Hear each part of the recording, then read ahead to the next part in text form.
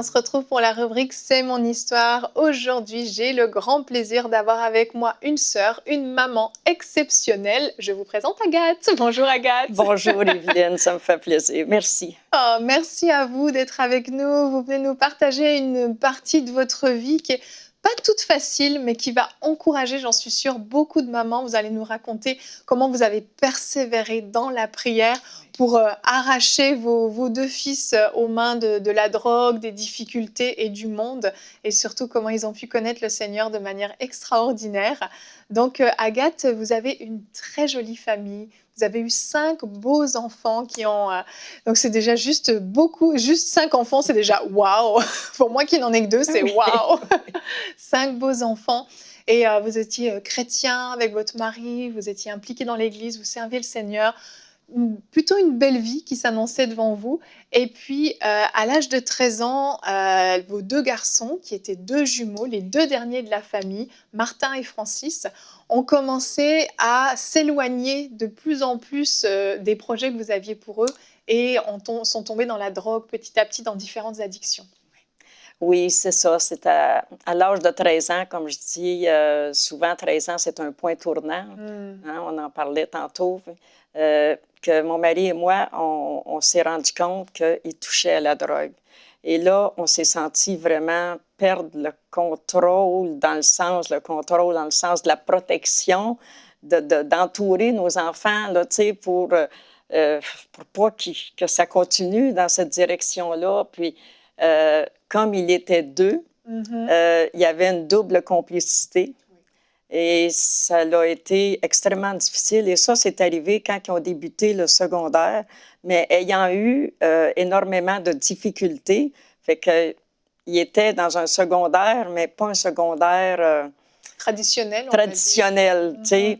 Et là, mais ça ne fait qu'empirer parce qu'il y avait de la drogue. C'est ça, parce qu'ils ont eu beaucoup de difficultés scolaires, ils auraient eu besoin d'être accompagnés par des orthophonistes et autres, mais malheureusement, il n'y a pas eu le soutien qu'il fallait, donc ils avaient beaucoup de retard à l'école. Et finalement, à 13 ans, il y a des portes d'ouvertes qui se sont dressées devant eux, et ils ont fait ces choix. Donc, la drogue, est-ce que vous vous êtes dit, bon, ils sont jeunes, ça va passer, ou tout de suite, vous avez dit, c'est sérieux, il faut que je prenne ça en main? Non. J'ai jamais dit, ils sont jeunes, ça va passer. C'était, le combat était tout de suite, tu pries et tu n'abandonnes pas jusqu'à temps que tes fils soient délivrés complètement et qu'ils servent le Seigneur. Moi et ma maison, nous servirons l'Éternel. C'était, non, ça m'attriste quand j'entends justement, puis je veux pas juger personne parce que c'est une grâce que j'ai reçue de pouvoir réagir comme ça. J'aurais pu réagir, dire ça va passer, c'est une passe, puis laisser aller. On ne peut pas laisser aller. Non, parce qu'il y a une chose qui est certaine, c'est que je savais que Dieu voulait que nos enfants soient sauvés. Chaque parent, hein, mon mari et moi, on le savait.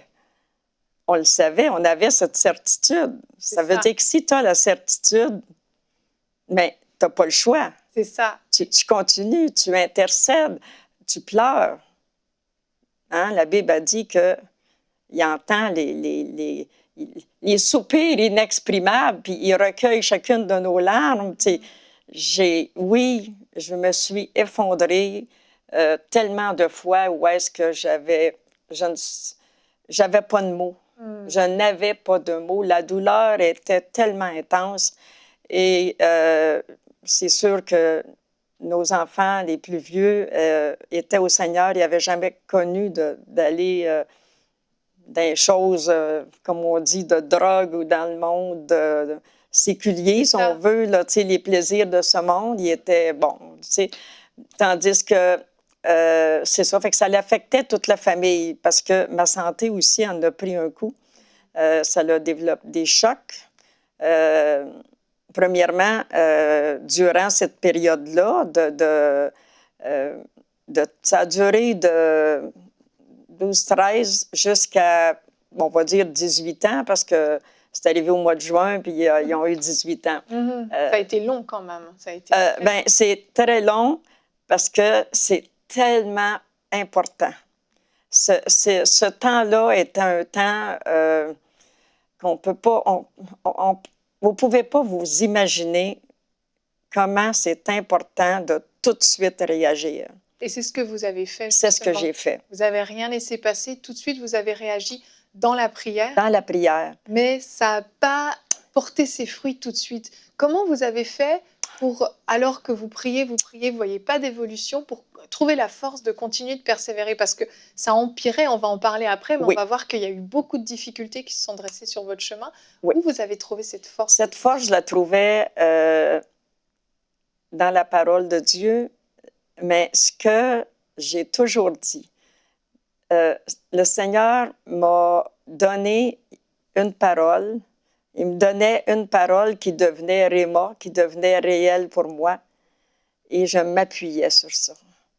Et un autre temps, j'en avais une autre. Il n'y a pas eu 50. Il n'y a pas eu 50.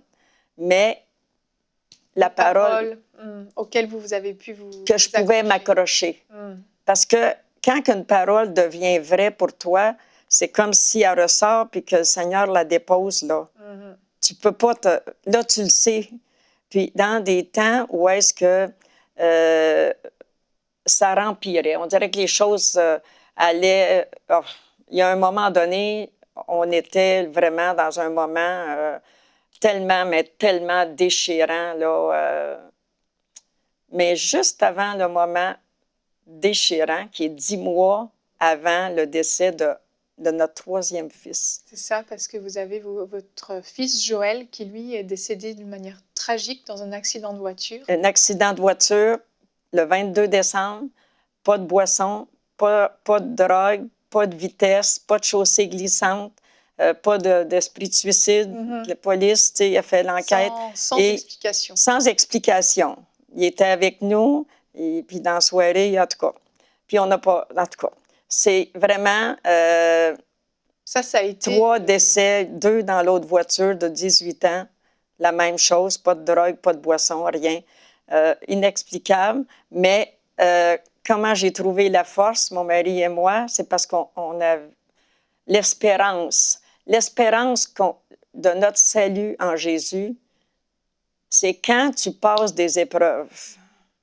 Des épreuves, vraiment, là, c'est là que tu vois monter cette espérance qui devient ta bouée, parce que c'est une espérance certaine. Et je savais que Joël, je le savais. Je savais les choix qu'il avait faits plus jeune. Je savais ce qu'il avait fait. Et le Seigneur nous donne une consolation. Puis j'aurais long à dire, mais là, ce n'est pas le moment. C'est ça, vous saviez qu'il était aux côtés du Seigneur. Je le savais. Et ça, c'était votre espérance.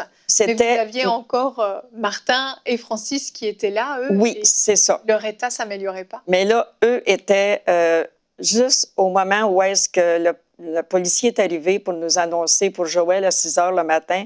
Martin, Francis, qui était couché, ils ont entendu et Martin disait « Je voulais lui dire à Joël que j'étais pour changer, que je voulais changer. » Il pleurait tellement, puis j'étais pour lui dire, là, j'étais pour lui dire à Joël que je voulais changer.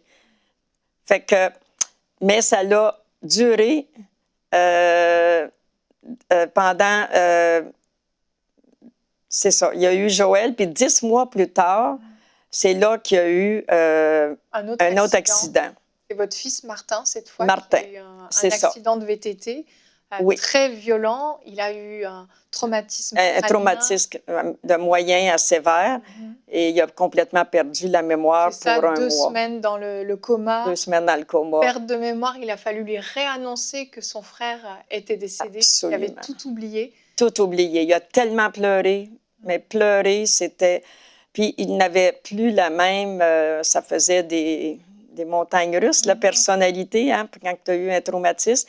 Et c'est là le moment le plus important où est-ce qu'il ne devait pas toucher à la boisson et à la drogue. Pas d'alcool. Pas d'alcool, rien. Tu sais, la cigarette, tout ce qu'on... Tu sais, le cerveau a la capacité de se régénérer, mais faut lui donner les bonnes choses. Oui. Mais, mais là, c'était pas le cas. C'est que malheureusement, en tout cas, gloire à Dieu pour ce qui est aujourd'hui, là. Mais à ce moment-là, ce qui était doublement déchirant, c'est que on le perdait encore une fois. Exactement. Tu sais, en allant, il allait pareil avec son frère, les amis, puis que là, c'est ça, là. Fait que à ce moment-là, on est rendu déjà à... Oui, on a bien avancé, mais on il y a eu un moment avancé. qui a été primordial pour vous, parce que Oui. justement, il y a eu ce décès de votre fils qui est Oui. tragique, cet accident de Martin, vous avez Oui. cru le perdre.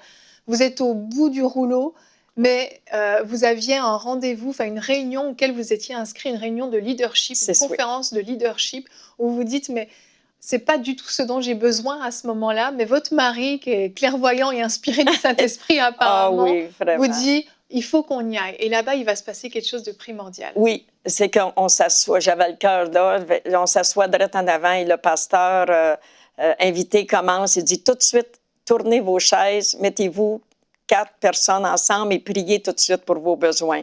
Et moi, quand je vois devant moi un jeune homme, une jeune femme, et devant moi, c'était le jeune homme, j'étais doublement déçue parce que j'ai dit, il ne pourra pas comprendre ma peine. Fait que là, le jeune homme, il voit que j'ai le cœur là. Fait qu'il dit, madame, il dit, moi, je vais prier pour vous. Puis moi, je vais vous encourager. Puis là, j'ai dit en pleurant que c'est nos fils, il y avait 16 ans à ce moment-là, qui sont dans la drogue. Puis fait que là, il dit, madame, ne sous-estimez jamais la puissance de la prière d'une mère.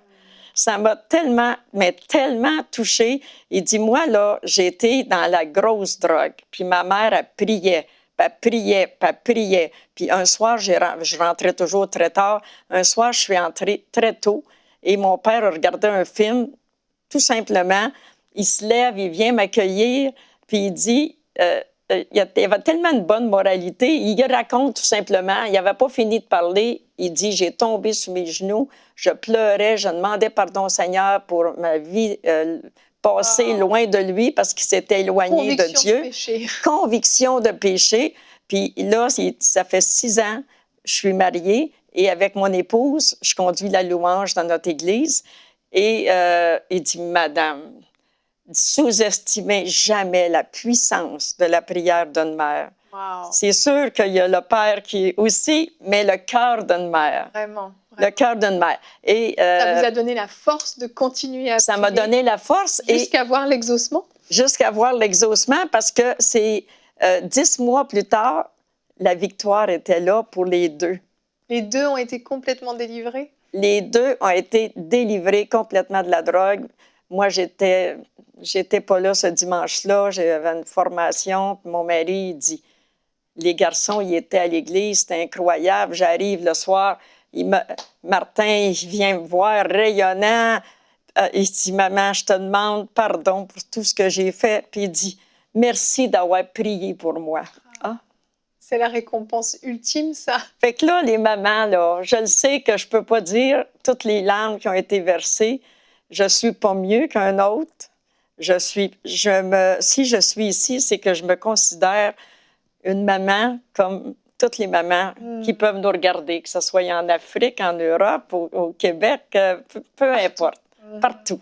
C'est un encouragement pour dire qu'il faut persévérer. C'est qu'il faut persévérer jusqu'à la victoire. Amen. Jamais baisser les bras. Amen. Merci beaucoup, vraiment, Agathe, d'être venue. Et la semaine prochaine, on va découvrir l'histoire de Martin. On va voir, lui, comment il a vécu tout ça de son côté. Et on va voir qu'il est allé de victoire en victoire, de percée en percée. Et ça va être un plaisir de découvrir cet homme dont vous nous avez parlé. Oui. Merci beaucoup, Agathe, d'être venue.